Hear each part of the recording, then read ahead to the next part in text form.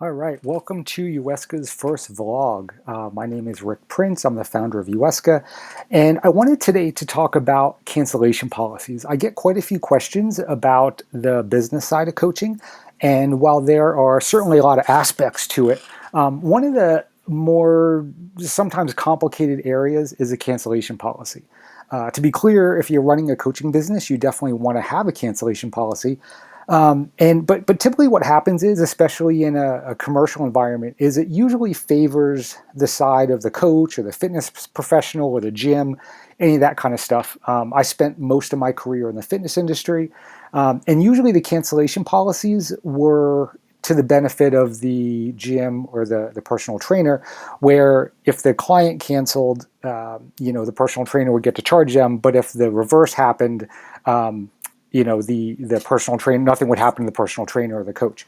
So I want to discuss what I view to be the correct cancellation policy. First off, like I said, you do want to have a cancellation policy. And second, the most important thing is you have to make it clear up front. You have to be very clear and also get it in writing. That way there's no argument there. A lot of times what I would see within fitness professionals as well as coaches is that they would have these exceptions. So meaning, let's say, for example, you need to cancel 24 hours in advance to avoid being charged. However, if you are sick, if you get stuck in traffic, so on and so forth, then the cancellation policy doesn't apply. And while on the surface that makes a lot of sense, the problem with that is it's a very slippery slope, and you don't know who your clients, who some of your clients will be, your future clients, and some of them might take advantage of that, or including your current clientele. So, for example, they might just not want to show up that day to a training session or a coaching session, but they'll say they were sick so they don't get charged. So what I found to be a very good equitable way to handle this is upfront. I essentially let people know that the cancellation policy works both ways. So for example, let's say it's a 12-hour cancellation policy. If the client or athlete cancels for any reason within 12 hours, they're going to get charged.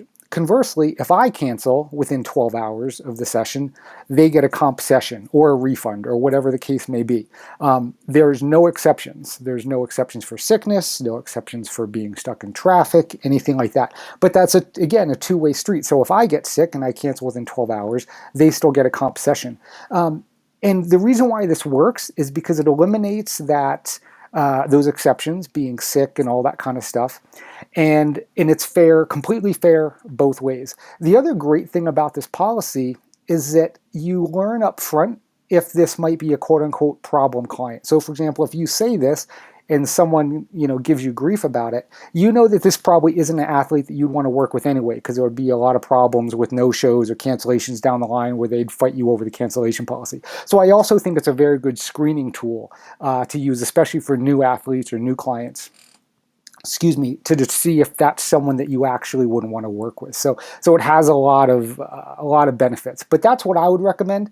Again, a cancellation policy that's fair both ways, the same both ways. It does not allow exceptions.